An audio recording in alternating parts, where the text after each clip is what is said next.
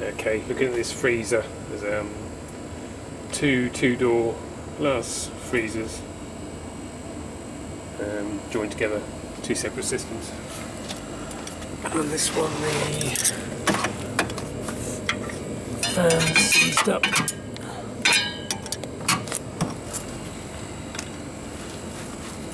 So I don't like sliding the units out, so I figure you've only got so many bends in the pipe before they snap. So I'll usually, if I can, undo them and wriggle them out. So I think with these we're probably better off doing these bolts at the bottom. But we'll see. Can just about reach in there with a ratchet. And usually once you've got the nuts loose, you can spin them with your finger.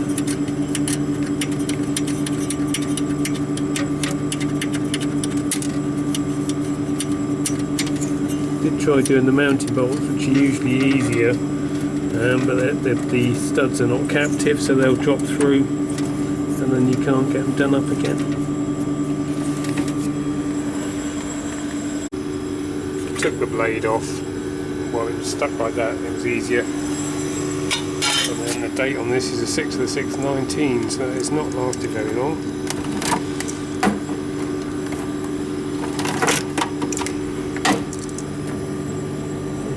Feel the bearings feel really gritty. That's locked up tight there, and then it's moving again. It's a Chinese motor with Chinese bearings, that's the trouble. 10 watt, I thought they were 10 watts.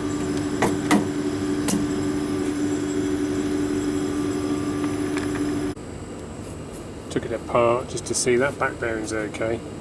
That front one, to hold that with my feet. I was toying with the idea, I've got some bearings where I've had these go before, I've just got some decent quality bearings.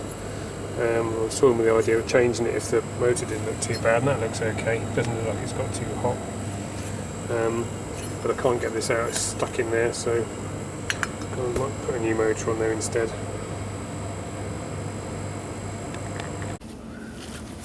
Okay, that's the new one. And then you sort of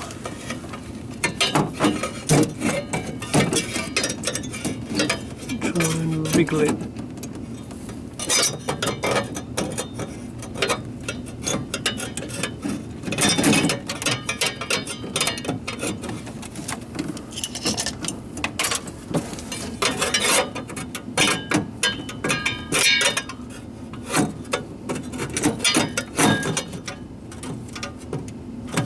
Off.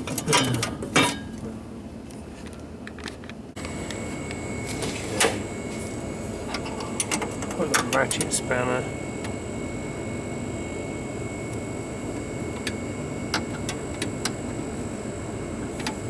It's got a hinge on it, so you just flip it over to undo. I just wanted a couple of little half a turn on there, and that'd be good. That's what I use for stripping the cable back. Just pull it apart, and it's got a blade in there. Let's see if we can do this.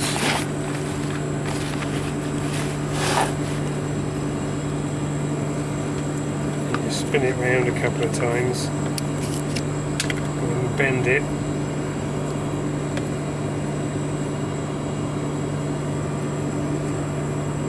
I've done that a bit short, let's do that a bit longer.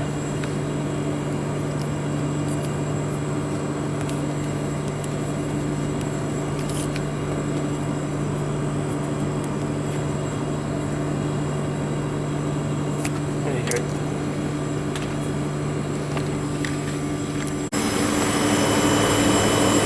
It's running at 10 degrees now, so we'll watch it for a bit, make sure the compressor's okay.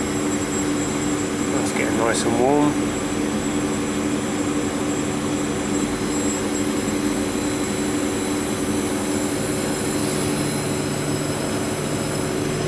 metal that's not put away.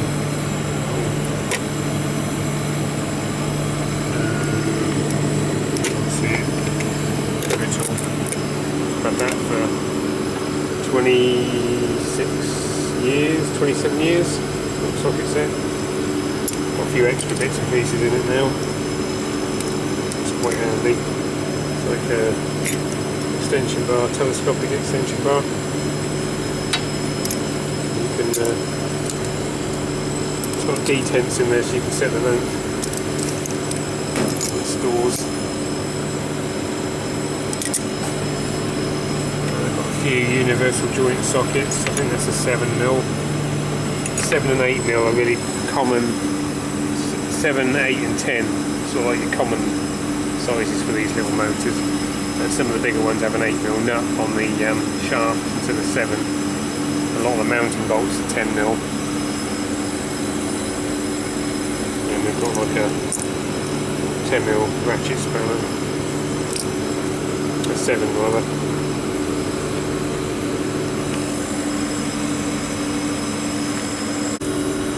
Small one of my little lights or torches. This one just got a light at the end. It's quite good. And the second time we've got that light. It's got a magnet. And that one's actually, you hold the button and it's dimmable. So it gets a bit darker. Make the battery last a bit longer. I've got this one, which uses the same batteries as my little battery ratchet, but this battery is too big. Well, it's not too big. It's the biggest one they do. It's 4 amp hour. Normally, the normal size battery is the same size as the body, but it's a bit heavy. It's got a magnet at the top, so that battery is a bit heavy for that magnet, but it does give very long run time. It's got a magnet. Just about take the weight there, and then this actually it pulls up, so you can swivel it. So I could magnet it on the side like that.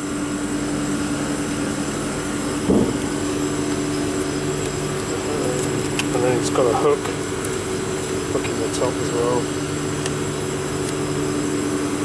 And that's got 3 brightness levels. That's that one. We had on the highest one. But yeah, that lasts for ages. Well, this one's got a little hook in it as well. Which is more like if you were going to put it in your pocket.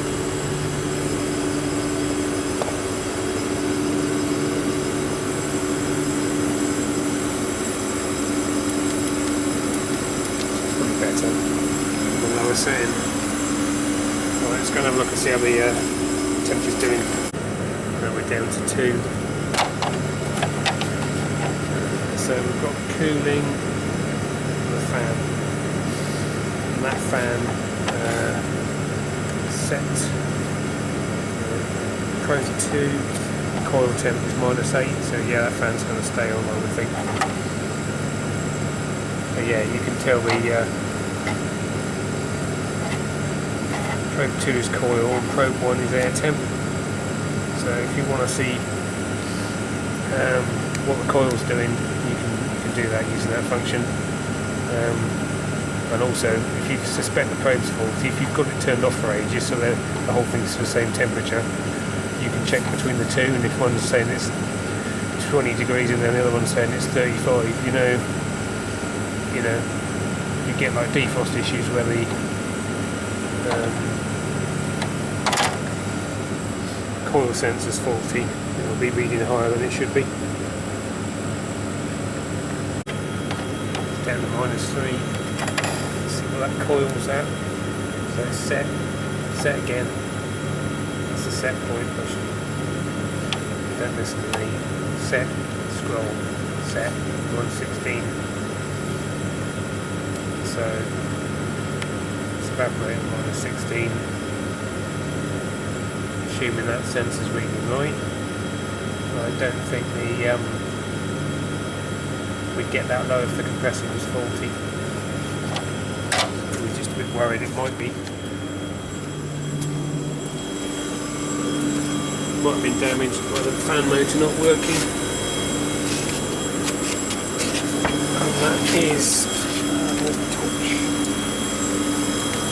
an Embraer Aspera T2178GK. That was made in Slovakia. I think they've changed them. That's the old shape. The newer ones are physically smaller, I think. I think they've changed. They've got another one next to it. I think they've changed the two compressors in there previously. I think these are ex-co-op. So they're probably 10 or 15 years old. We put a new capacitor on there last year. Struggling to start. They do a lot of work, I suppose. Hot gas defrost, I think.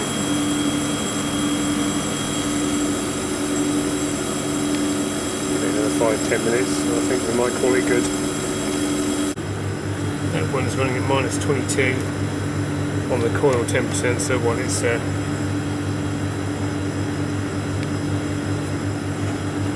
actual cabinet temperature is even colder.